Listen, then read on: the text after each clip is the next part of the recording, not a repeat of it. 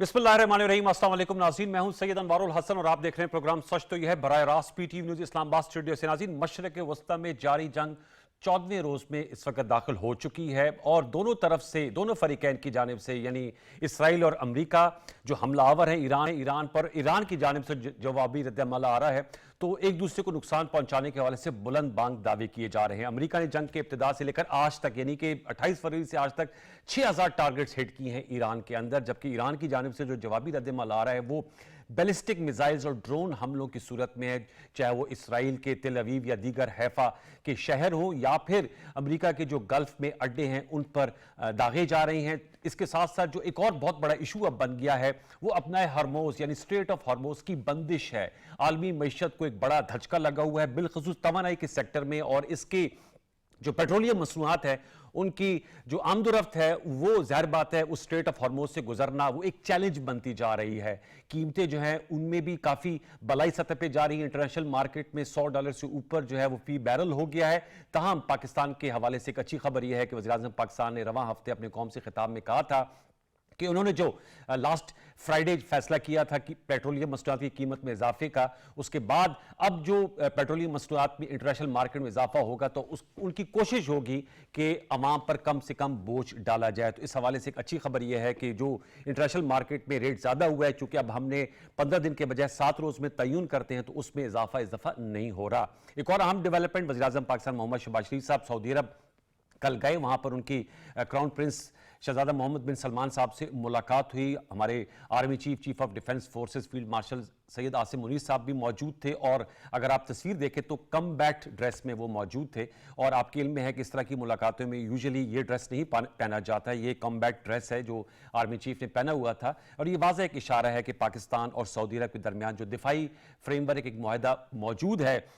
आपके इल्म में है कि इस जंग में सऊदी अरब पर भी ड्रोन अटैक्स हुए हैं और पाकिस्तान के लिए हमेशा से एक प्रायोरिटी रही है। एक तो हमारे उनसे दरीना मजहबी ताल्लुकात हैं, ज़ाहिर बात है मक्का और मदीना जो हमारे नहायत मोहतरम मुकरम जगह हैं वो वहाँ पर मौजूद हैं, और उसके साथ साथ ये जो दिफाई मुआहदा है तो इसमें जो हमारी और हर मुसलमान मुल्क की मेरे ख्याल में हरमैन शरीफैन की जो हिफाजत करना वो एक फरीज़ा है, मजहबी फरीज़ा भी है। तो एक तो उसकी रीएट्रिएशन हुई थी वज़ीर-ए-आज़म पाकिस्तान के दौरे सऊदी अरब में, और दूसरी जानिब हम ये भी देख रहे हैं साथ साथ कि रवां हफ्ते बुध के दिन वज़ीर-ए-आज़म पाकिस्तान ने ईरान के सदर डॉक्टर मसूद पेज़ेश्कियान साहब से भी गुफ्तगू की थी, और जहाँ उन्होंने आयतुल्लाह ख़ामेनी साहब की शहादत पर अफसोस का इजहार किया। वहीं पर जो उनके अब सक्सेसर आ गए हैं, क्योंकि लास्ट वीक जब हम प्रोग्राम कर रहे थे उस वक्त फैसला हतमी तौर पर अनाउंस नहीं हुआ था, उनके फर्जंद हैं सैयद मुश्तबा ख़ामेनी साहब जो अब सुप्रीम रहनुमा हैं, उनके हवाले से भी कहा कि उन्होंने जो सक्सीड किया है अपने वालिद साहब को उस पर मुबारकबाद पेश की।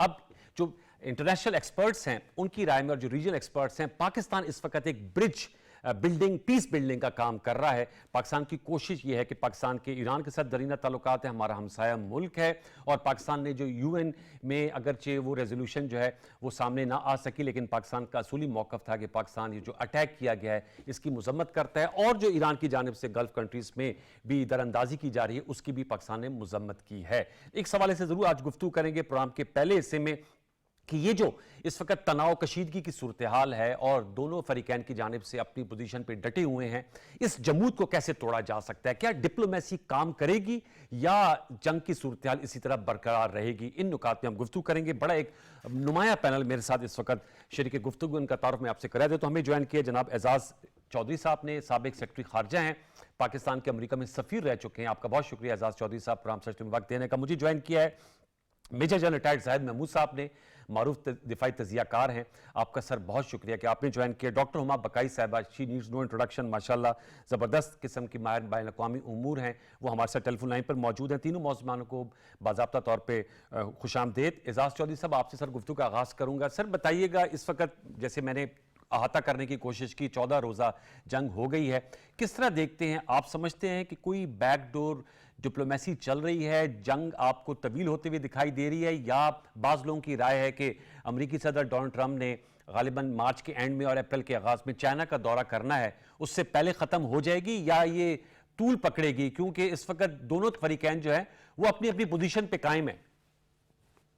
जी जी, बहुत शुक्रिया अनवर साहब। मेरा ख्याल है जंग तो उस वक्त ही रुकेगी जब दोनों फरीकों में से एक फरीक जो है वो कमज़ोरी दिखाएगा। और क्योंकि जो डायलॉग होना था वो तो हो चुका, अब उसको अमेरिका की तरफ से ही नाकाम बनाया गया, बल्कि ईरान ने तो सारी शराइत मान ली थी।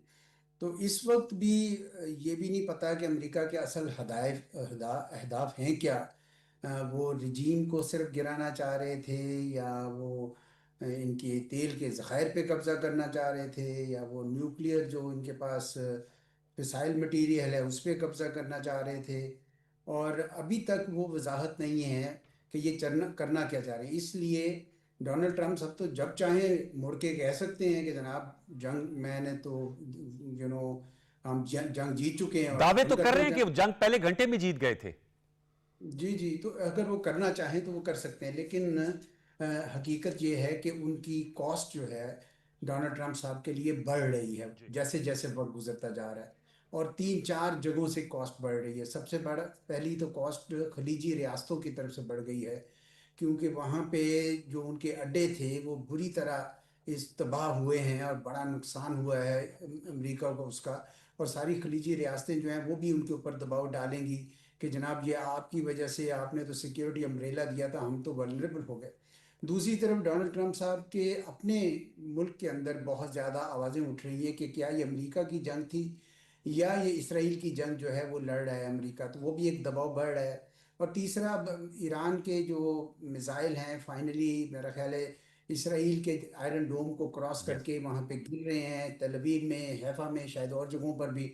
अगरचे वहाँ पे उन्होंने इंफॉर्मेशन बैन लगाया हुआ है इसराइल ने, लेकिन फिर भी खबरें आ रही हैं कि वहाँ पे उनको नुकसान हो रहा है। तो इन तीनों में से जहाँ पे ज़्यादा दबाव पड़ जाएगा तो वो मान लेंगे। जहाँ तक ईरान का ताल्लुक है, ख्याल तो यही था कि ईरान के पास शायद इतनी सख्त नहीं होगी, लेकिन उनके जो कायदीन हैं और उनके बयानात से नज़र आता है कि वो अभी भी बड़े पुरएतमाद हैं। और अभी तो पज़ेश्कियान साहब ने तो कुछ शराइत भी रख दी हैं कि वो इस सूरत में ही सिर्फ जंग रोकेंगे अगर ये शराइत मानी जाए। उससे तो ये लगता है कि इनके पास शायद इतना अस्करी ज़ख़ीरा है, मिसाइल्स का, ड्रोन्स का, और जो रिजीम है या गवर्नमेंट है वो भी पूरी तरह इन प्लेस है। तो ये तो तवील जंग देखना चाह रहे हैं। अमेरिका शायद तवील जंग नहीं देखना चाहता था, उनकी शायद उन्होंने कैलकुलेट भी नहीं किया था। जी। लेकिन जो सबसे मुश्किल चीज़ पेश आई है मेरे ख्याल में, जिसका अमेरिका ने कोई अपनी प्लानिंग में अमल दखल नहीं डाला था शायद, वो है अपना हुर्मुज़ का बंद होना।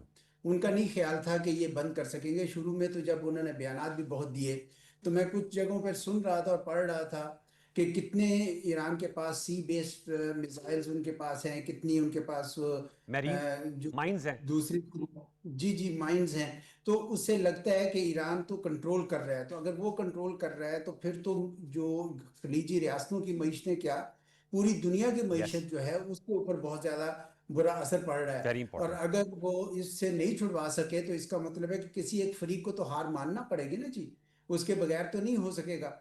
जो डिप्लोमेसी तो सारे रास्ते खुद अमेरिका ने ख़त्म कर दिए उसके लिए, जी। वरना तो किसी तौर पे भी हो सकती थी। फैसला तो हो चुका था, मुआहदा भी तकरीबन तैयार था, इसलिए कि ईरान ने कह दिया था ज़ीरो एनरिचमेंट, ज़ीरो ठीक। Stock piling. वेरी तो इंपॉर्टेंट। हो जाना चाहिए था। तो इस वक्त मेरे ख्याल में कोई स्टेलमेट है। और ये ख़त्म कैसे होगा, वो एक फरीक जो है वो कमज़ोर पड़ेगा तब ख़त्म होगा। मुझे इस वक्त डिप्लोमेसी की सिर्फ एक रास्ता नज़र आ रहा है। आपने चूंकि कहा डिप्लोमेसी का भी एक रास्ता ये है, जो ऑफ रैम्प जिसे कहते हैं अंग्रेजी में, कि ये जो खलीजी रियासतें जो हैं ये अब दबाव बढ़ाएं उनके ऊपर, अमेरिका के ऊपर। यस। क्योंकि अगर अगर जंग का दायरा फैला, और जिस तरह इसराइल ने ईरान के ऑयल रिजर्व्स पे हमले किए थे, तो अगर जवाबन अगर ईरान जो है वो उनके ऑयल रिजर्व्स पे खलीजी रियासतों के हमले कर दे, या उनकी डिसैलिनेशन प्लांट्स जी। पे हमले कर दे, तो वो बिल्कुल तबाह हो जाएंगे। इस वजह से उनको चाहिए कि वो इस वक्त डोनाल्ड ट्रंप पे दबाव डालें कि जनाब ये जंग आपने शुरू की थी, आप इसको ख़त्म कीजिए सर, और डिप्लोमेसी का रास्ता दीजिए। Very important. जनरल साहब, मैं आपसे जानना चाहूंगा मिलिटरीली पॉइंट ऑफ व्यू से, जो एजाज चौधरी साहब का कहना है कि जो फरीक कमजोर पड़ेगा तो फिर वो जाहिर बात है जंग जो है वो खात्मे की तरफ हतमी तौर पे बढ़ेगी। आपको अस्करी तौर पे किस तरह दिखाई दे रहा है? ईरान से तवक्कुआत तो नहीं है, अमेरिका के तो दावे ये हैं कि उनका डिप्लीट हो रहा है जो उनका आर्सेनल है। How do you see it? और पाकिस्तान के किरदार में भी जरूर बताइएगा सर। हमने देखा, जैसे हमने विजुअल भी शेयर किया अपने व्यूअर्स के साथ, वहाँ पर सऊदी अरब में लास्ट वीक भी मौजूद थे आर्मी चीफ, और कल की मुलाकात में भी मौजूद थे। कितनी सिग्निफिकेंट है, एक तरफ हम ईरान के साथ भी राब्ते में हैं, दूसरी तरफ सऊदी अरब के साथ भी, और तीसरा अपने कॉरिडोर में अफगानिस्तान पर भी कल बड़े हमले किए हैं पाकिस्तान आर्मी ने, पाकिस्तान एयरफोर्स ने उनकी जो दहशत गर्दों की पनाहगाहें उनको उड़ाया है। जवाबन आज कोहाट में एक ड्रोन अटैक भी करने की कोशिश की गई थी, उसको गैर फाल बना दिया गया हमारी सिक्योरिटी एजेंसीज ने। किस तरह देख रहे हैं पूरे सिनेरियो को? जी, थैंक यू वेरी मच अनवार साहब फॉर हैविंग मी, और एजाज चौधरी साहब को और डॉक्टर साहिबा को मेरा बहुत सलाम। देखिए, इस वक्त जो मिडिल ईस्ट की सिचुएशन है, American of course under stress लग रहे हैं, और मिलिट्री एप्लीकेशन इसलिए उसकी असेसमेंट नहीं हो रही कि वो कितना हेल्प कर रही है to achieve the political objectives. वो इसलिए नहीं कर पा रही कि या उनको समझ नहीं आ रही, या देयर इज अ डिफरेंस, कि वो वजह वही है जो एजाज चौधरी साहब अभी फरमा रहे थे कि the political objectives of American are not clear. उनकी अपनी मिलिट्री को ये क्लियर नहीं है। इट इज अ कॉस्ट, और हैवी कॉस्ट है जी। जिस तरीके से ईरान ने इस वॉर को स्प्रेड की है, ईरान ने जिस तरीके से अपनी जो दो चीजें ईरान की जो इस वॉर में सबसे important role more than military अदा कर रही है, वो नंबर 1 है 93 मिलियन लोग ईरान के, जी। जो लोग रजीम से खुश भी नहीं थे, जो सड़कों पे थे इकोनॉमिक डिप्रिविएशन की वजह से, या जो रिलीजियस फंडामेंटल आइडियोलॉजिकल वजह से जो यूथ था, अगर वो उनकी थोड़ी सी एलिनेशन थी या रजीम से खुश भी नहीं थे, वॉर की वजह से वो भी वापस जुड़े हैं। तो दैट्स वाई जो मैसेज नए सुप्रीम लीडर ने दिया है, मुज्तबा खमनाई साहब ने, वो मैसेज ऑफ डिफाइंस है, मैसेज ऑफ प्रोलॉन्ग वॉर है, प्रोट्रैक्टेड कॉन्फ्लिक्ट के लिए वो तैयार है। और यही चीज जो है वो इंडिया के लिए नुकसानदेह, सॉरी यूएस के लिए नुकसानदेह है, इजराइल के लिए नुकसानदेह है। The cost of war is very happy जी। कहने को तो ये इंटरसेप्टर्स हैं, मैं आपको एक छोटी सी मिसाल दूं कि first 4 days of the war 500 plus इन्होंने थर्ड सिस्टम्स जो है इंटरसेप्टर्स यूज किए हैं। फिर सब जो इन्होंने 400 से ज्यादा समुंदर से इन्होंने वेपन्स अपने इंटरसेप्टर्स फायर किए हैं, एंड ईच इंटरसेप्टर जो थर्ड है वो तकरीबन 13 से लेके 18 मिलियन डॉलर का एक पड़ता है जी। तो in first 1 hour of the war, 100 hours, ये तकरीबन 3.7 बिलियन डॉलर्स की वॉर पड़ी है जी अमेरिका को जी। तो ये तो कॉस्ट है जो उसको, अगर ये जितनी प्रोलॉन्ग प्रोट्रैक्टेड होगी तो उसको ये कॉस्ट पे करनी पड़ेगी। अच्छा, मैं जो ईरान की बात कर, तो ईरान ने एक अपनी आवाम का जो 93 मिलियन, और दूसरा जो अपनी स्ट्रेटेजिक लोकेशन का फायदा उठाया है, जिस तरीके से उन्होंने हॉर्मज का जो पैसेज है उसको जिस तरीके से स्ट्रेटेजिकली यूज किया है इनटू देयर ऑपरेशंस, और उन्होंने एक और फ्रंट लाइन खोली है, that is economic front line, जहां पे उन्होंने ऑयल के रिजर्व्स को, ऑयल की मूवमेंट को, ऑयल की सप्लाई चेन को, इस पूरे को उन्होंने उसके ऊपर एक हमला किया और उसको वेपनाइज किया है ताकि इंपैक्ट आए। और उसी तरफ अगर डिप्लोमेसी ने काम करना है, या जो एनवायरमेंट और जितनी भी ये गल्फ कंट्रीज है उसको इस पूरी लपेट में ले लेना, पूरी दुनिया की इकोनॉमिक्स को इस तरीके से थ्रेट एस्टेब्लिश कर देना, I think that is putting more pressure, that is establishing more pressure. अब ये कितना अरसा चलेगी? देखिए, स्टॉक पाइल्स जिस तरह ईरान के अनप्रेडिक्टेबल है, टू बी वेरी ऑनेस्ट, किसी के पास प्रॉपर काउंट नहीं है, but they are looking confident. और जिस तरीके से अभी उन्होंने, आप देख रहे हैं लेबनान से भी उनका, आल्दो हिजबुल्लाह कर रही है, बट वो भी उसमें इफेक्ट ला रही है, क्योंकि उनके जो वहां से वो जो प्रोजेक्टाइल्स या जो चीजें फायर करते हैं वो ज्यादा डैमेज कर रहे हैं जी इस वक्त इजराइल के अंदर, क्योंकि टाइम इतना लैग कम है, उनका रिएक्शन टाइम बड़ा कम होता है। इराक में भी जो एक अमेरिकन तैयारे को जो है वो जो ऑयल रिफ्यूलिंग वाला था सप्लायर को जी, तो वो अमेरिकन तो खैर सेंटकॉम तो कह रही है उनके स्पोक्स पर्सन की, जी ये फ्यूलिंग के दौरान हमारा कुछ इशू हुआ है, क्योंकि इसके अलावा एक जहाज भी उनका गिरा है, और एक ये 135 जो उनका रिप्लेनिश फ्यूल करता है वो भी गिरा है, that is a big loss. फिर बॉडीज गई हैं, 7-8 चले गए हैं। जो अभी फ्रांस के जिस तरह अटैक हुआ वहां पे इराक के अंदर, उनके जो ट्रेनर्स वहां पे मौजूद थे जो इराकी फोर्सेस को ट्रेन कर रहे थे, सिक्योरिटी फोर्सेस को, 150 के करीब बताया जा रहा है कि जख्मी है, जिनमें से 50 आर क्रिटिकली इंजर्ड। तो आप अंदाजा लगा सकते हैं this war has started creating cost. तो इसलिए बड़ा इसका टाइमलाइन देना बड़ा मुश्किल है। अभी आपने पाकिस्तान की बात की, आई थिंक पाकिस्तान जो नेचुरल स्टेबलाइजर है, पाकिस्तान एक बहुत बड़ा लीवरेज है जी। पाकिस्तान एक ऐसा मुल्क है जिसको अमेरिका भी और ईरान दोनों एग्जिट कार्ड के तौर पे अच्छे तरीके से इस्तेमाल कर सकते हैं। देखिए, अमेरिका ने वॉर तो शुरू कर दी, ये जो कॉन्सिक्वेंसेज ऑफ वॉर होते हैं या जो आउटकम्स होती हैं, ये किसी के कंट्रोल में नहीं होती है। और ये हम थोड़ी थोड़ी अभी देख रहे हैं, बिग बिल्कुल सही पावर कह के रहे हैं मोड में भी देख रहे हैं। जी। ईरान की भी कास्ट होगी, हम ठीक है आइडियोलॉजी बहुत रिजिलियंस सारा कुछ अपनी जगह, लेकिन आपने वॉर को चलाना होता है। तो आज पीट हेगसेथ भी जो कह रहे थे डिफेंस मिनिस्टर के, जी वॉर इज स्प्रेडिंग, लोग इंप्रेशन दे रहे हैं, लेकिन नोबडी इज सीइंग कि how much Iran is shrinking. लेकिन nobody is also not seeing कि how much America is shrinking उनकी अपनी स्ट्रेटजी में, इजराइल की श्रिंकिंग भी हो रही है। तो इट हैज आउटकम्स अभी किसी के कंट्रोल में नहीं है जी। वो थोड़े से बाद अभी may be 72 hours down the line थोड़ा सा शेप अप होना शुरू हो जाए। बट मैं जाती तौर पे समझता हूँ जो उन्होंने इनिशियली कहा था 4 to 5 वीक्स उन्होंने रखे थे, इसी विंडो के इर्द गिर्द वो खेलना चाहेंगे अमेरिकन। वो इसको प्रोलॉन्ग नहीं करना चाहेंगे, क्योंकि फॉरएवर वॉर का अफगानिस्तान उनके सामने है। Iran is not Afghanistan nor Iraq, ना इधर की लीडरशिप से लोग तंग यस हैं कि जी वो हेल्प करेंगे। और फिर जो एक मिसकैलकुलेशन, स्ट्रेटेजिक मिसकैलकुलेशन इनसे हुई, दे वर एक्सपेक्टिंग कि ईरान की आवाम उठ खड़े होंगे, ईरान की मिलिट्री में रिवॉल्ट हो जाएगा, वहां पे आईआरजी में रिवॉल्ट हो जाएगा। और जिस तरीके से हमने इंटेलिजेंस पेनिट्रेशन की हैं, हम इनकी आवाम जब उठ खड़ी होगी तो अंदर से ही मे बी कुर्द वेरी और आवाम जो है वो वेपन्स उठा लेंगे, एंड देन फिर बड़ा मुश्किल हो जाता है किसी रजीम को उसका रोकना। That has not happened.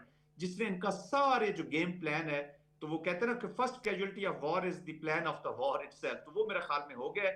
But I think next 3 to 4 days में थोड़ा सा शेप अप होना शुरू हो जाएगा।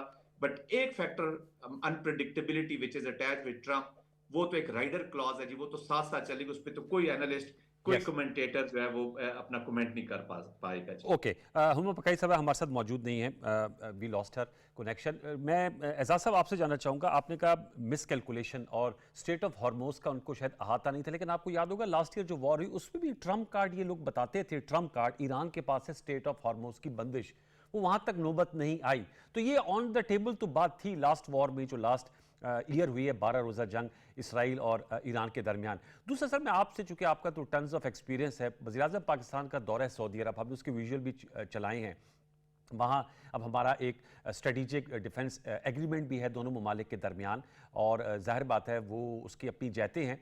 दूसरी तरफ ईरान के साथ भी हम राब्ताकारी कर रहे हैं। बैलेंसिंग एक्ट की बात हो रही है, आज मैं एडिटोरियल्स पढ़ रहा था कि पाकिस्तान के लिए एक बैलेंसिंग एक्ट करना होगा।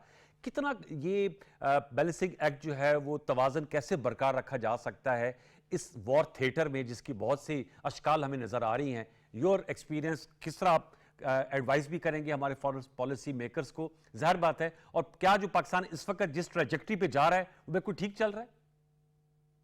मेरे ख्याल में तो बिल्कुल ठीक चल रहा है जी। उसकी वजह यह है कि पाकिस्तान ने एक तरफ तो असूली मौक़िफ़ लिया है, असूली इस तरीके से कि जब अक़वाम मुत्तहिदा में एक करारदाद आती है जिसमें ईरान के खिलाफ जारियत यस को कंडेम किया जाता है तो पाकिस्तान साथ है। यस लेकिन जब ईरान की तरफ से खलीजी रियासतों पर जो हमला होता है उसके भी खिलाफ है पाकिस्तान। और आपको पता है कि ईरान भी पाकिस्तान के मौक़िफ़ की कदर कर रहा है, क्योंकि रूस और चीन के अलावा सिर्फ पाकिस्तान ही था जो उस मजम्मत के साथ था कि भाई ईरान पे एक जारियत नहीं होनी चाहिए। जी तो ईरान के दिल में पाकिस्तान के लिए कदर है और वो सुन रहे हैं, हमारे राब्ते हैं। सऊदी अरब के साथ तो बहुत स्पेशल रिश्ता है, और आपने देखा कि वो तो मज़ीद तवाना हो गया है जी क्योंकि हमने उनका स्ट्रेटेजिक म्यूचुअल डिफेंस एग्रीमेंट कर लिया। तो इस एग्रीमेंट के हवाले से क्या कोई ये कहता है कि जनाब पाकिस्तान को वहाँ पे अपने फ़ौजें ले जानी चाहिए? मेरा नहीं ख्याल ये एग्रीमेंट उसका तकाजा करता है, क्योंकि ये जंग जो है ये मुसलमानों के दरमियान हो रही है। जब मुसलमानों के दरमियान जंग हो तो फिर दूसरे फरीक को कोशिश ये करनी होती है कि वो अमन के लिए कोशिश करे, वो यस जंग रुकवाने के लिए करे, उस जंग को भड़काने की कोशिश नहीं करे। ये जिस तरह पाकिस्तान और अफगानिस्तान के दरमियान अगर कोई मामला चल रहे हैं तो सऊदी अरब तालिबान को समझाने का काम कर सकता है, वो ये नहीं करेगा कि अपने सोल्जर्स लाके पाकिस्तान की सरहद पे खड़े कर दे। इसी तरह पाकिस्तान जाके अपने सोल्जर्स वहां पे खड़े नहीं करेगा, पाकिस्तान ये कोशिश करेगा कि दोनों के दरमियान जंग ही रुक जाए। और वो मेरे ख्याल में कोशिश पाकिस्तान की हो रही है। मैं तो समझता हूँ कि सऊदी अरब पे ईरान को हमला ही नहीं करना चाहिए था। खलीजी रियासतें जो हैं उनमें से बहुत सारों ने इसराइल को रिकग्नाइज किया हुआ था, सऊदी अरब ने नहीं किया हुआ था। सऊदी अरब ना अब्राहम अकॉर्ड में था, फिर ईरान का सऊदी अरब के साथ रिप्रोशमा हो चुका हुआ था। जी दोनों आपस में समझ चुके थे कि भाई असल दुश्मन जो है वो इसराइल है। तो ईरान को सऊदी अरब पे हमला ही नहीं करना चाहिए था, और अभी भी वक्त है कि वो अपने हमले उस पर रोकते और सऊदी अरब भी इंश्योर करे कि उनका कोई अड्डा जो है अमरीकी अड्डा उनके खिलाफ इस्तेमाल ना हो। तो मेरे ख्याल में इस किस्म का कुछ समझौता इन दोनों मुल्कों के दरमियान अगर पाकिस्तान करा सके तो ये बहुत अच्छी खिदमत होगी इस इलाके के लिए भी और इस जंग को मजीद यानी बढ़ने से रोकने के लिए भी। जज साहब, इस पे आपको ऐड करना चाहेंगे? बैलेंसिंग एक्ट की मैंने बात की और जो दो मुजम्मती करारदादें यूएन नेशनल सिक्योरिटी काउंसिल में ही पाकिस्तान दोनों को सपोर्ट किया था। इस पे यही बात आ रही है कि ज़ाहिर बात है हर कोई अपना नेशनल इंटरेस्ट को देखता है। आप किस तरह देख रहे हैं? हम ईरान के साथ भी राब्ते में हैं और सऊदी अरब के साथ हम जो हैं वो दिफाई मुआहदे में हैं और हमारे बड़ा जो है टाइम टेस्टेड फ्रेंड हैं। How do you see it? क्योंकि अब ज़ाहिर बात है ये खित्ते में पाकिस्तान जो है एक अहम स्टेक होल्डर के तौर पर जो है वो सामने आ रहा है। आप किस तरह देख रहे हैं इसको? देखिए अनवर साहब, रिस्ट्रेंट पाकिस्तान एम्फसाइज ईरान पे भी और सऊदी अरेबिया पे ये रिस्ट्रेंट का कर रहा है कि अगर सऊदी अरेबिया आगे से अटैक करता है या रिस्पांस देता है जी, तो मैंने जैसे बताया ना कि फिर उसकी आउटकम्स सऊदी अरेबिया के भी कंट्रोल में नहीं रहेंगी। सऊदी अरेबिया का भी बेस्ट यही है कि वो पाकिस्तान को लीवरेज के तौर पे सामने रखते हुए ईरान के साथ, और मेरा ख्याल में अंडरस्टैंडिंग है भी। दैट्स वाई देख रहे हैं आज 14वां दिन है लेकिन हमले हुए ईरान से हुए, जिसका सऊदी अरेबिया ने कहा जी कि जो ईरान कह रहा है कि हमने हमले नहीं किए हैं, we are not taking this, ground realities are different. इसका मतलब है कि वो उसको कंडेम तो कर रहे हैं, कोई भी मुल्क को फॉर दैट मैटर जी, चाहे आपका कितना ब्रदरली नेबरली इस्लामिक रिलीजियस हर चीज हो, जब उसकी सॉवरेनिटी पामाल होती है तो कोई मुल्क उसको अफोर्ड कर ही नहीं सकता कि वो खामोशी इख्तियार करे। ना आप अपनी होम जी, ऑडियंस को बता सकते हैं, ना बाहर वर्ल्ड में इंप्रेशन दे सकते हैं, वरना तो कल कोई भी उठेगा और आपकी सॉवरेनिटी को, आपकी टेरिटोरियल इंटेग्रिटी को ब्रीच कर देगा। वो स्टेटमेंट्स आनी थी लेकिन सऊदी अरेबिया ने वैसा रिस्पांस नहीं दिया, या वो पार्टिसिपेशन इनटू वॉर या जो रिएक्शन है आगे से वो डिफेंसिव मनूवर जरूर कर रहे हैं और वो रिस्ट्रेंट शो कर रहे हैं। और आई थिंक ईरान को भी बड़ा केयरफुली इसको कैलिब्रेट करना होगा। ईरान ने भी जो प्रेसिडेंट पेज़ेशकियान है वो सऊदी अरेबिया के बारे में अगर थोड़ा सा उनका डिफरेंट व्यू है या वो अपना सॉफ्टर उनकी अप्रोच है तो that is all because of Pakistan. तो पाकिस्तान ये बड़ा रिस्ट्रेंट का जो बैलेंसिंग एक्ट कर रहा है, दिस इज, मैंने बताया ना, पाकिस्तान इन सबके पास, इन तमाम ममालिक के पास एक ट्रम्प कार्ड है जी, एक इंपॉर्टेंट कार्ड है, इनका एग्जिट कार्ड है।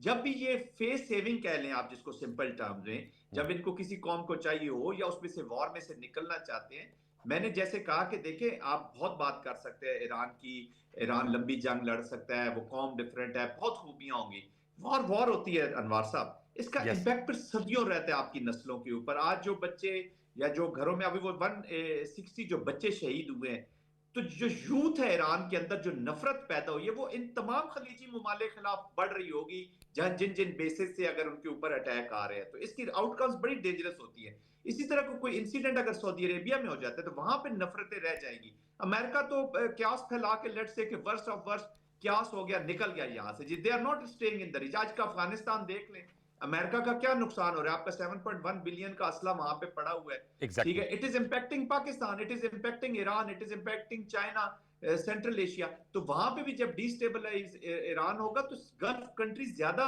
जो नेबरिंग कंट्रीज है वो ज्यादा इंपैक्ट होंगी, पाकिस्तान ज्यादा इंपैक्ट होगा। तो this has to be understood and learn.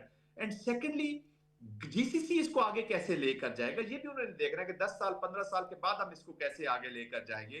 तो उनके उनके उनके लिए भी कैच 22 है कि वो रिस्पॉन्ड कैसे करेंगे। तो वहां पे फिर पाकिस्तान का रोल आ जाता है। End of course being the strategic partner of Saudi Arabia, जितना हम वार को जल्दी खत्म करेंगे या कंट्रोल में रखेंगे या रिस्ट्रेंट शो करेंगी दोनों कंट्रीज, पाकिस्तान के लिए उतनी पॉलिसी जो ऑप्शंस हैं या जो ऑप्शंस है उसकी वो ज्यादा इफेक्टिव रहेंगी, वरना ऑप्शंस भी क्लोज हो जाती है। एंड सम टाइम कौमों को फिर क्रिटिकल कोई एक आध डिसीजन करना पड़ जाता है, एंड सम टाइम वन और decision becomes a trigger for a larger और dangerous और challenging किस्म की एक strategic environment में मुल्कों को ले जाता है। अल्लाह ना करे कि ऐसा कोई ट्रिगर हो जिससे पाकिस्तान एक नई strategic environment में चला जाए जहां पे प्रेशर्स में और इजाफा हो जाए। Very important. मैं सेगमेंट के towards the end Ejaz Chaudhry साहब, सर आपसे जानना चाहूँगा, आप अमेरिका में पाकिस्तान के सफीर रहे हैं, ये सारी बातें हम कर रहे हैं, जंग को ख़त्म करना, उसको बंदिश करना, लेकिन मेरे ख्याल में ये डोनाल्ड ट्रंप साहब के ही हाथ में है इस वक्त। तो किस तरह देख रहे हैं अमेरिका के सिस्टम को? आप समझते हैं पॉलिटिकल सिस्टम को, एक अनऑर्थोडॉक्स प्रेसिडेंट हैं वहाँ पर, जैसे आपने कहा अपनी गोल पोस्ट भी चेंज करते रहते हैं, ये जो सारी सफारतकारी भी हो रही है, जो सारी बातें हो रही हैं, अपने हार्मोन्स की बंदिश की, इंटरनेशनल मार्केट जो है वो जो है इस वक्त तबाला होती हुई दिखाई दे रही है, इंटरनेशनल एटॉमिक जो रिजर्व, जो अपने एनर्जी के रिजर्व्स हैं वो रिलीज़ किए जा रहे हैं, वहाँ तक आवाज़ जा रही है प्रेसिडेंट डोनाल्ड ट्रंप तक? मेरे ख्याल में दबाव तो उन पे पड़ रहा है, क्योंकि जो मकबूलियत का जो भी लेवल है वो गिर रहा है। और डोनाल्ड ट्रंप साहब अपने इक्तसाद को मेजर करते थे स्टॉक्स से, कि यस। स्टॉक्स चढ़ रहे हैं, वो भी नीचे गिरना शुरू हो गए हैं। तो ये तो नहीं हो सकता कि वो देख ना रहे हों, वो देख रहे होंगे। लेकिन उनके और मैं ये भी देखा है कि जो जो डेमोक्रेट्स हैं, सेनेटर्स हैं, वो बड़े वोकल हो गए, जी। बहुत सख्ती से बोल रहे हैं। और लोग ये भी बड़ी आवाज उठा रहे हैं सख्ती से।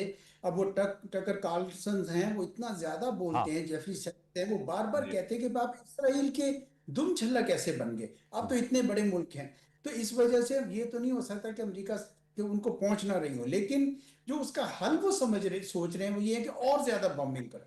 अब जिस तरह का वो पीट हैगेस्था भी हैं, सेक्रेटरी वो डिफेंस। भी जी सेक्रेटरी, और जो हैं वो ये समझते हैं कि जनाब हम कारपेट बॉम्बिंग करेंगे, ये तो मैस मर्डर होगा। यानी आप सोचिए तो सही कि आप कितना बड़ा दाग लगाने जा रहे हैं अमेरिका के ऊपर। तो पहले भी एक लगा हुआ है कि उन्होंने एक न्यूक्लियर बम इस्तेमाल किया था जब जापान में। जंग जी। होने वाली थी। तो अब आप ये भी एक दाग लेके जा रहे हैं, तो इसका बहुत ज्यादा नुकसान हो सकता है, फिर खलीजी रियासतों को बहुत ज्यादा नुकसान हो सकता है।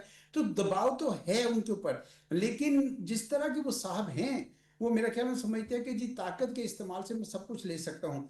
लेकिन एक और प्रेशर जो उनके ऊपर पड़ रहा है वो है अबुनाई हुर्मुज को बंद होने से, यस। क्योंकि तेल की कीमतें अमेरिका के अंदर भी बढ़ रही हैं। और हालांकि उनके पास अब वो मिडल ईस्ट के ऑयल के ऊपर डिपेंडेंट हाँ। नहीं है, उनका अपना ऑयल बहुत है, लेकिन कीमत उधर भी चढ़ रही है। और जो लोग हैं वो अब बेचैन हो रहे हैं, क्योंकि वो ये समझते हैं, कुछ सर्वे कर रहे थे कि जी अब 40% रह गई है उसकी जो सपोर्ट है उस जंग की, बल्कि और भी गिर रही है। तो इस वजह से मेरा ख्याल में दबाव तो उन पे आएगा। इस मौके को इस्तेमाल करते हुए गल्फ की रियासतों को कम से कम मिलकर एक हाई लेवल वफूद बना के उनको भेजना चाहिए, डोनाल्ड ट्रंप साहब को। उनको जी। कहना चाहिए कि जनाब आपकी वजह से ये आप याद रखिए कि ये खित्ता जो है ना इस काबिल नहीं रहेगा कि इसराइल भी इसके अंदर ग्रेटर इसराइल बना सके। ये तो एक ऐसा इस वक्त हालात बड़े अजीबोगरीब हो गए, और इसराइल को भी मेरे ख्याल में इसकी कॉस्ट अब पे करनी पड़ेगी। जैसे जैसे उस पर मिसाइल गिरते चले जाएंगे उनके लिए भी मुश्किल होगी। हम तो नेतन्याहू साहब को भी देख रहे हैं कि वो नजर ही नहीं आ रहे हैं। तो इस वजह से ये सबके लिए कॉस्ट बढ़ेगी, ये किसी एक के लिए नहीं बढ़ेगी, ठीक। पूरे खित्ते के लिए भी बढ़ेगी। लेकिन अमेरिका को मेरे ख्याल में ये इकोनॉमिक कॉस्ट और खलीजी रियासतों की कॉस्ट ये सबसे ज्यादा रोक सकेगी जी। Very important. Thank you so very much Ejaz Ahmed Chaudhary sahab, आपका मेजर जनरल रिटायर्ड आप जाहिद महमूद साहब, आपका बहुत शुक्रिया कि आप दोनों ने ज़बरदस्त अंदाज में जो अस्करी पहलू है इसका, जो इसका डिप्लोमेटिक पहलू है और जो इसका एक पहलू है, ये बड़ी अहम जहतें इस वक्त बनती दिखाई दे रही हैं इस वॉर में। व्यूअर्स एक छोटा सा वक्फा लेंगे, वक्फे के बाद आएंगे। तो जैसे मैंने इब्तदाई में बताया कि ऑपरेशन गज़ब लिल हक जो है वो जारी सारी है, उसमें अच्छा खासा भारी नुकसान जो है वो पहुँचाया जा रहा है तालिबान रजीम को। और उनके जो फितनल खवारिज जिनकी वो सरपरस्ती कर रहे हैं वो उनके प्रॉक्सी हैं, ये खुद मास्टर प्रॉक्सी हैं। उस हवाले से गुफ्तगू करेंगे कि उनकी जानिब से भी जो ड्रोन अटैक किया गया है कोहाट में, जिसे नाकाम बना दिया गया, इस पर हम गुफ्तगू कर रहे होंगे। उसमें जो है वो क्या डेवलपमेंट्स हो रही हैं, और ज़रा मशरक़ वस्ती की सिचुएशन पे और भी गुफ्तगू करेंगे मुख्तलिफ ज़ावियों से नए मेहमानों के साथ। एक छोटा सा वक्फा, दोबारा लौट के आते हैं, हमारे साथ रहिए।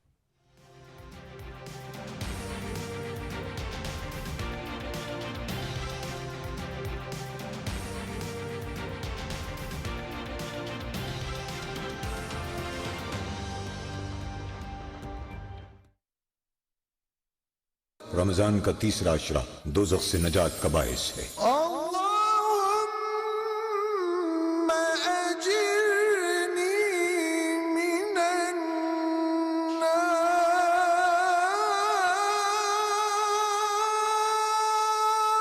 ऐ अल्लाह मुझे आग से पनाह में रखना। मकाम होगा।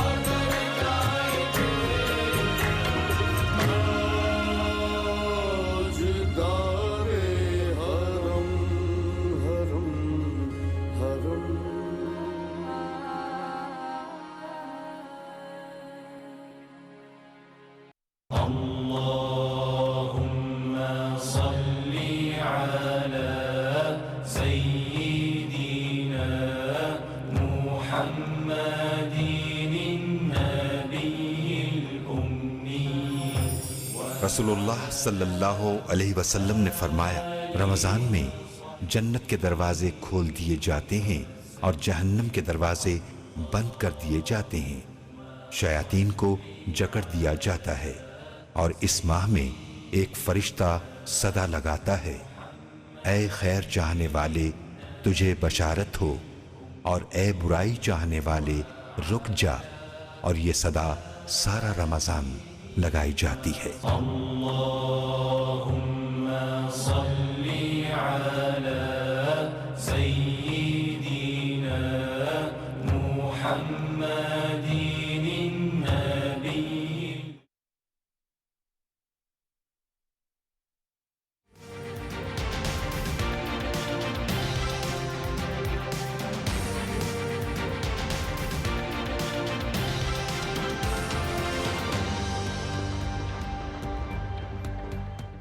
Welcome back viewers. थोड़ा सा हम आपको ये भी अपडेट करना चाहेंगे क्योंकि लाइव शो है कि ऑपरेशन गज़ब लिल हक जो है, जो इस वक्त जारी और सारी है। ज़ाहिर बात है मशरक़ वस्ता में वॉर सिचुएशन है, इसके बहुत से इंपॉर्टेंट टेंटिकल्स हैं, उनको हम डिस्कस करते हैं। लेकिन ये पाकिस्तान जो ऑपरेशन कर रहा है दहशत गर्दों के खिलाफ, जिनको बैकिंग अफगान तालिबान रजीम की बहुत 12 और 13 की रात को ये हमला किया, उनके ठिकानों की जो वीडियोज़ हैं ये मंजर आम पर आई हैं। किस तरह चुन चुन के आप देख रहे हैं कि उनको मिटाया जा रहा है, उनको मारा जा रहा है। और जो अभी तक की लेटेस्ट अपडेट है, मैंने कहा फिगर्स भी आपके साथ शेयर कर दें, उसमें 663 जो दहशतगर्द हैं वो हलाक हो चुके हैं और 887 ज़ख्मी हुए हैं।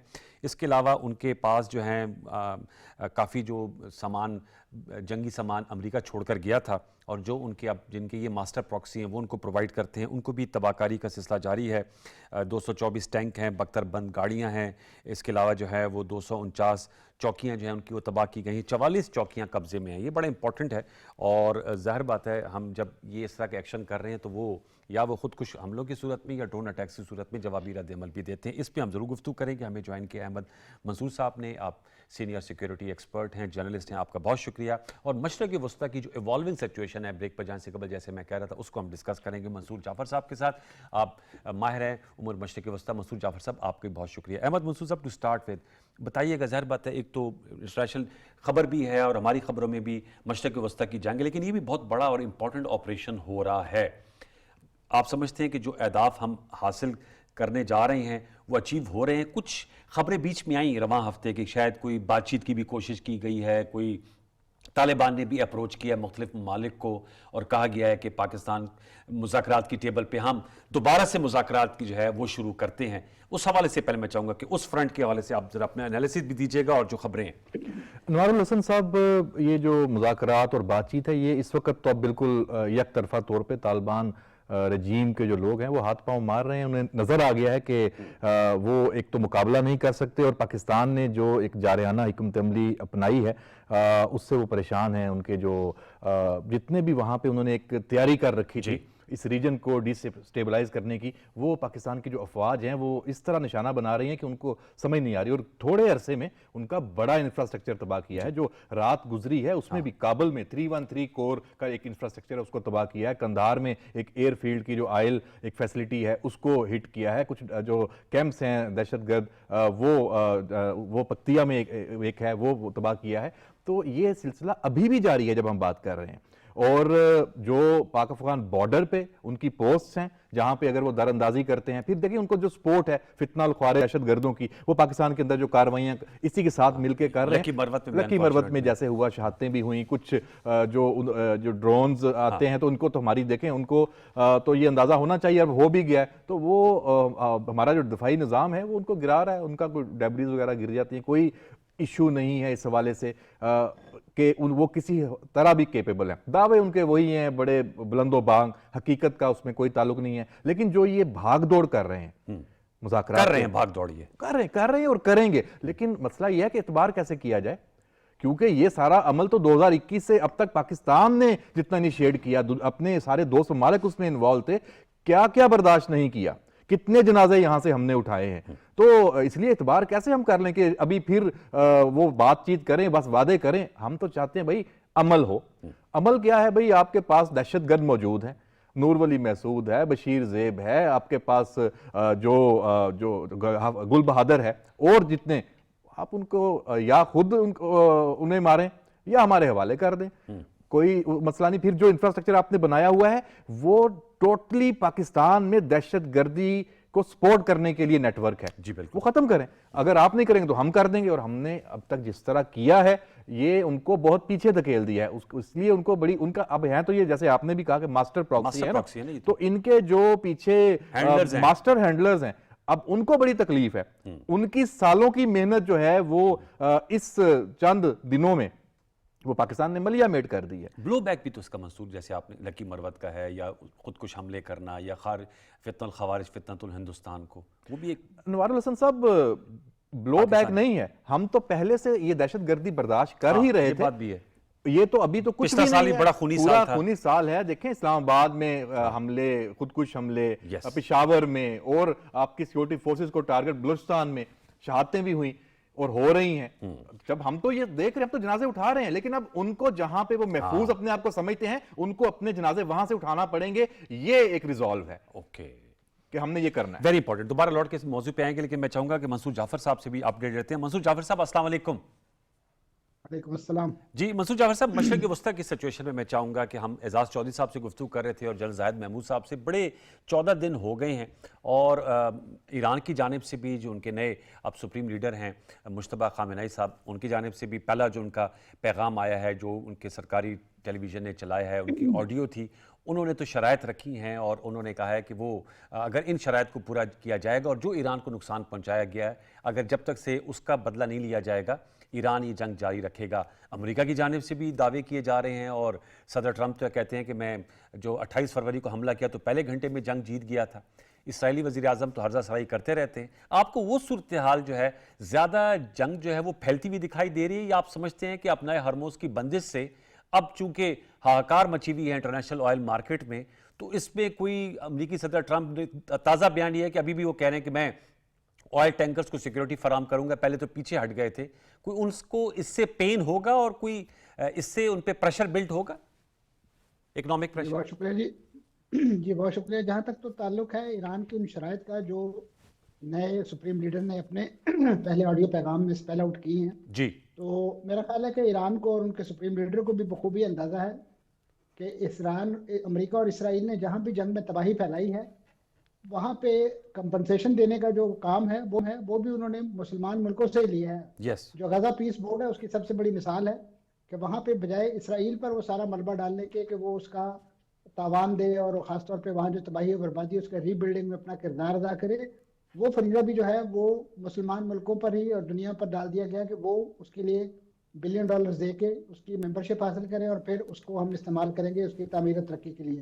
तो लिहाजा उनसे ये तवक्को करना कि वो ईरान के ज़मन में भी कोई इसी किस्म का इक़दाम करेंगे तो ये ख्याल अस्त और महाल अस्त वाली बात है। तो जहाँ तक ताल्लुक है इस वक्त जो कशीदगी इस वक्त फैल चुकी है और ख़ास तौर पे गल्फ कंट्री जो ईरान के निशाने पर है, और उसके बाद जो एक उसका इकोनॉमिक फॉल आउट खास तौर पे जो मेन आप कह लीजिए आर्टरी इस वक्त जो दुनिया को सप्लाई चेन का काम कर रही थी, बिल्कुल, अपना हुर्मुज़ उसकी बंदिश के हवाले से जो बातें हैं, अगरचे इसमें दो मुतज़ाद इत्तलात आती हैं कि ईरान कहता है सरकारी तौर पे कि हमने इसको बंद नहीं किया। ये इंश्योरेंस कंपनियों की अपनी वार्निंग्स हैं कि ये एक एक्टिव वॉर जोन है, इसके अंदर दाखिल ना हो क्योंकि हम आपके इंश्योरेंस क्लेम को एंटरटेन नहीं करेंगे किसी डैमेज की सूरत में। दूसरी तरफ अगर आप रिसेंट स्टेटमेंट देखें मुश्तबा खामेनेई साहब का, तो उसमें उन्होंने एक पॉलिसी गाइडलाइन दे दी है अपने पासदारान इनकलाब को कि आबनाए हुर्मुज़ बंद रहेगा, और बंद रहने का मतलब है कि उसे हकीकी मानों में चोक किया जाएगा और उसको एक बारगेनिंग चिप के तौर पे फ्यूचर में इस्तेमाल किया जाएगा। यही वजह है कि जैसे आपने खुद जिक्र किया इस वक्त जो इंटरनेशनल मार्केट में एक हाहाकारी मची हुई है ख़ासतौर पे ऑयल की प्राइसेस बढ़ने के हवाले से, फिर उसके साथ साथ जिस रीजन को ये सप्लाई चेन का पूरा सर्विस फराहम करती है ये आबी गुजरगाह, आप देखिए कि वो तमाम के तमाम मशरक़ वस्ता के GCC कंट्रीज़ हैं। ये कंट्रीज़ अपने तौर पे दाखिली तौर पे अपना तो पानी तक वो डिसैलिनेशन प्लांट्स के जरिए हासिल करते हैं, और इसी तरीके से जितना भी उनका अपनी जो इवन खुराक है, जो डे टू डे कमोडिटीज़ हैं खाने पीने की, वो तमाम के तमाम उनके यहाँ इम्पोर्ट होती हैं, लोकली उनकी प्रोडक्शन ना होने के बराबर है। तो ऐसी सूरत में ठीक है वो तेल तो उनके पास बहुत है, उनके पास मालो दौलत भी बहुत है, लेकिन जब सप्लाई चेन ही वहाँ टूट जाएगी, आपकी जो आबी गुजरगाह है इसके नतीजे, इसकी बंदिश के नतीजे में जो दबाव पैदा होगा वो इन मुल्कों को भी मजबूर करेगा कि वो अपने यहाँ जो इस वक्त बेजोर बैठे हुए अमेरिकी फौजी हैं उनको कहेंगे कि भाई आप अपने मुल्कों को जो वापस जाएं, आप हमारी जो सिक्योरिटी अम्ब्रेला बनने के बजाय आप हमारे लिए एक ऐसी लाइबिलिटी बनते जा रहे हैं कि जिससे हमारे अवाम और यहाँ पे बसने वाले बड़े पैमाने पे जो तारकीन वतन हैं उनके लिए एक बहुत बड़ा सिक्योरिटी रिस्क है। तो आप काइंडली यहाँ से जाएं ताकि हम बराह रास्त उन लोगों से मुज़ाकरात कर सकें, बात कर सकें, जो भी डिप्लोमेटिक चैनल अवेलेबल हैं, ताकि अपने स्कोर खुद सेटल कर सकें। क्योंकि इस वक्त सिचुएशन ये है कि यहाँ पे इस वक्त अमेरिका के इन अड्डों की मौजूदगी में ईरान कम से कम जंगबंदी के हवाले से किसी किस्म की कोई बात नहीं सुनेगा, क्योंकि उन्हें यह खदशा है और ख़तरा है कि माजी की तरह दोबारा भी इन अड्डों को मुनज़्ज़म किया जा सकता है। और अब वो जो दीगर मकासद है जंग के, उसमें एक बड़ा मकसद ईरान की तरफ से ये भी शामिल कर लिया गया है कि ये अड्डे यहाँ से ख़त्म किए जाए। ये डूएबल है, ये जी यकीनन काबिल अमल है ये बात। इस वक्त जो प्रैक्टिकल सिचुएशन देखते हुए कि जिसके नतीजे में यहाँ से कोई सिक्योरिटी सपोर्ट तो नहीं मिल रही उन्हें जी, उसके बजाय ये एक उनके लिए लाइबिलिटी बने, लाइबिलिटी। और इसको किसी ने देखिए, इसके मुतबादिल मौजूद हैं। जैसे सऊदी अरब ने पाकिस्तान के साथ डिफेंस पैक्ट किया है और अपनी सिक्योरिटी को इनविंसिबल बनाया है, और ख़ासतौर पे हरमैन शरीफैन का जो तहफ़्फ़ुज़ है उसके हवाले से जो अपनी कॉमन कमिटमेंट है उसको रीइंफोर्स किया है। तो इन मुल्कों के लिए भी ये मॉडल मौजूद है। अगरचे यहाँ पे इस वक्त बड़ी डिवीजन है, खासतौर पे खित्ते के दो अहम मुल्क, एक यूएई और बहरीन, वो आपको इसराइली कैंप के अंदर दिखाई देते हैं। उनकी तरफ से यकीनन पाकिस्तान पे अगर वो ट्रस्ट किया जाता है इस तरह के दिफाई मकासद के लिए, तो शायद इसराइल जो है उन्हें इस बात से रोके, बाज रखे कि आप पाकिस्तान को अपना सिक्योरिटी गारंटर मत बनाएं, हम यहाँ खित्ते में मौजूद हैं। लेकिन उनकी मौजूदगी खित्ते में उनके लिए कभी भी जो है वो सिक्योरिटी कवर फराहम नहीं कर सकी। बल्कि आप देखिए कि इस वक्त जिस तरीके से उनके पड़ोस में, यानी इन गल्फ कंट्रीज के पड़ोस में एक बड़ी जंग इस वक्त अमेरिका और इसराइल ने छेड़ रखी है, उसके नतीजे में इस वक्त उनकी मईशत बिल्कुल जिसे कहना चाहिए इंपॉर्टेंट पॉइंट्स, फ्लाइट जिस तरीके से कभी आने का इम्कान था, अब वहां से खुदा न खास्ता फ्लाइट और जो कैपिटल फ्लाइट जो है वो बाहर की तरफ जाने का इम्कान बढ़ते जा रहे हैं। अहमद, इस पे आपकी क्या जो तजिया मंसूर जाफर साहब ने कहा मशरक़ वस्ता में और पाकिस्तान का बढ़ता हुआ किरदार, एक बैलेंसिंग एक्ट पाकिस्तान को करना पड़ेगा, जो ज़ाहिर बात है ईरान के साथ भी हमारे दरीना ताल्लुकात हैं, रब्ताकारी भी हो रही है, सऊदी अरब के साथ दिफाई मुआहदा है, यूएई के साथ भी पाकिस्तान के दरीना ताल्लुकात हैं, कतर के साथ भी हैं, वज़ीर-ए-आज़म पाकिस्तान ने माज़ी करीब में दौरा भी किया। किस तरह देख रहे हैं इस सूरत हाल को? देखें, अगर तो हम ये देखें कि पाकिस्तान का जो मशरक़ वस्ता में ये एक तारीख़ी किरदार है, इसका आगाज़ हो चुका है। अच्छा, और इसको हम देख रहे हैं जो सऊदी अरब के साथ हमारा जो ये दिफाई मुआहदा हुआ कि सऊदी अरब के दिफा के लिए पाकिस्तान हर वक्त तैयार है, और ये मैसेज हमें रात नज़र आया। बिल्कुल, देखें हमारे जो फील्ड मार्शल हैं प्राइम मिनिस्टर के साथ मौजूद हैं, और जैसे हम भी डिफेंस को देखते हैं, कवर करते हैं, आप भी इस मामले को जानते हैं कि जब आपका सिपा सलार एक उस ड्रेस में हो, कॉम्बैट जो ड्रेस में, तो उसका मकसद क्या और मतलब क्या होता है। तो ये बड़ा एक अलामती है, और लेकिन ये दुनिया को बताने के लिए भी है। और सऊदी अरब के साथ जिस तरह से हमारा समझे कि वो इन्वोक हो गया, एक जो एग्रीमेंट है, और पाकिस्तान ने पहल उसमें की है, इन्वोक हो गया, ठीक है। देखें, जब हम मौजूद हैं और हम कह रहे हैं हम तैयार हैं, तो एक तो हमने हमने जंग शुरू होने के बाद हम ईरान के साथ उसकी मजम्मत कर रहे थे जो इसराइल ने हमले किए उनके जो सारा, लेकिन हमने ईरान से भी कहा कि दोस्त ममालिक में आप इसके जो एक कोलेट्रल डैमेज है या उसका आपके जवाबी कार्रवाई में वो एक अंसर नहीं आना चाहिए। सऊदी अरब के साथ पाकिस्तान इस मामले में, और जो आपने बात की है रोल, देखिए कोई ना कोई रोल तो है, हम ये हमारी हुकूमत को पता है, हमारी लीडरशिप को पता है, और दुनिया को पता है जो इसमें इन्वॉल्व है, कोई ना कोई रोल तो है कि आप जो मिडल ईस्ट के जो ममालिक है जो आपने गिनवाए, वहां पे ईरान कुछ हिट भी कर रहा है, रिटेलिएट नहीं कर रहे, वो नहीं कर रहे। आखिर बर्दाश्त की कोई वजह तो होगी, इसका मतलब कोई उनको भी मालूम है कि ये यहां से ही हमने जंग का जो फैलाव है उसको रोकना है, क्योंकि जब ये जो बड़े वाइज डिसीजन भी है, बहुत वाइज डिसीजन है। देखिए लीडरशिप का जो विजन, इसको हमें अप्रिशिएट करना चाहिए। लिंडसे ग्राम जो उनके सेनेटर, जो बेवकूफी, जो गलती इसराइल और अमेरिका कर बैठे हैं, उसको संभाल कौन रहे हैं? यही ममालिक रहे हैं, और इनको संभालना है क्योंकि इनका घर है। डिस्टेबलाइज तो ये खित्ता होगा, इनका घर होगा, वो तो खुश होंगे बाहर बैठे, उनको तो चाहिए यही बात। एग्जैक्टली। और जंग की जो फतह है ये नंबर्स में नहीं होती। हाँ, वो तो ठीक है कि आपने इतने बंदे मार लिए, इतना ईरान के पास जो इस रीजन को और अमेरिका को टारगेट करने की जो अभी तक उसने शो की है, वो भले पूरे दिन में एक करे, हफ्ते में कोई एक उसका attack impact कर दे, बहुत दूर उसका तक। इम्पैक्ट है। आप वहां पे कोई सरमायाकारी की, कोई इन्वेस्टमेंट की सरगर्मी नहीं कर सकते, आप तो उस खौफ में रहेंगे। तो important. इसराइल के लिए भी प्रॉब्लम है। अमेरिका जैसे बात कर रहे थे कि उसके जो यहाँ मफादात है, उसके अड्डे हैं, वो ऐसे कैसे उनको सस्टेन कर सकता है, उसको वहां हर वक्त थ्रेट रहेगा। फिर अमेरिका में तो आपको पता है साहब का निजाम, वहां के अवाम तो सवाल उठाएंगे, भाई कर रहे हैं। ये लाशें आ रही हैं, क्यों आ रही हैं भाई, This इतना is- बड़ा रिफ्यूलर उनका। यस, इराक में जो उड़ गया और उनका। आप देखें उनके जो बहुत ही कीमती जो ड्रोन्स हिट हुए, उनका मालियाती मिलियन डॉलर जो F-35 या F-15 उनके तबाह हो चुके हैं, तो ये एक बड़ा जंगी नुकसान है। ठीक कह रहे हैं। तो देखते हैं अब ये सिचुएशन किस तरफ इवॉल्व होती है। वक्त पे लग चुके, खत्म हुआ जा रहा है। आपका बहुत शुक्रिया मंसूर जाफर साहब, आपने हमारे साथ नशीस की। अहमद मंसूर, आपका बहुत शुक्रिया। व्यूअर्स, गुफ्तगू का जो टेक अवे यही है कि इस वक्त पाकिस्तान जो है वो चाहे अमेरिका है या गल्फ कंट्रीज़ है, ईरान है, उसके लिए एग्जिट स्ट्रेटजी दे सकता है। अब देखना ये है कि पॉलिटिकल रिजॉल्व पाया जाता है। जैसे हमने आपको बताया कि जो नए ईरान के सुप्रीम लीडर हैं, उन्होंने तो अपनी प्री कंडीशंस रख दी हैं। अमेरिका की जानिब से चूँकि गोल पोस्ट चेंज हो रहे हैं, वो क्लेम तो करते हैं हम जीत गए हैं, लेकिन वाक़तन इसलिए नहीं जीते क्योंकि ज़ाहिर बात है ईरान तो अभी तक मौजूद है। और आज भी जो अल-कुद्स डे मनाया गया, तो हमने वो विजुअल देखे कि ईरान के सदर जो हैं और उनके जो नेशनल सिक्योरिटी एडवाइज़र हैं अली लारजानी साहब, वो रैली में शरीक हो रहे थे। तो इसलिए अब देखना यह है कि कट योर लॉसेस का जो अंग्रेजी का वर्ड है, अमेरिका कब अपने कट लॉसेस करता है, उसके लिए क्या पॉलिटिकल वेट पाई जाती है, उसको इतना प्रेशराइज होगा वो अमेरिकी सदर डोनाल्ड ट्रंप कि वो जंग को जो है वो ख़त्म करने का ऐलान करे। और जो गल्फ कंट्रीज़ हैं उनकी जानिब से जो रिएक्शन आया, मेरे ख्याल में बड़ा नपा तुला है। वो नहीं चाह रहे कि ये लड़ाई जो है मज़ीद बढ़े।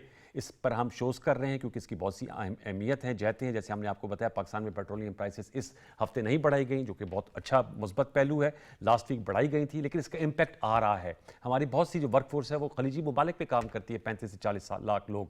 तो इस हवाले से पाकिस्तान अपना कलीदी किरदार अदा कर रहा है। कल भी इसी नशिस्त में नए मौज़ूआत और नए मेहमानों के साथ आपकी खिदमत में दोबारा हाजिर होंगे। आज के लिए यही कुछ। सैयद अनवारुल हसन और सच की प्रोडक्शन टीम को इजाज़त दीजिए। अपना बहुत सा ख्याल रखिए। अल्लाह ने के बाद।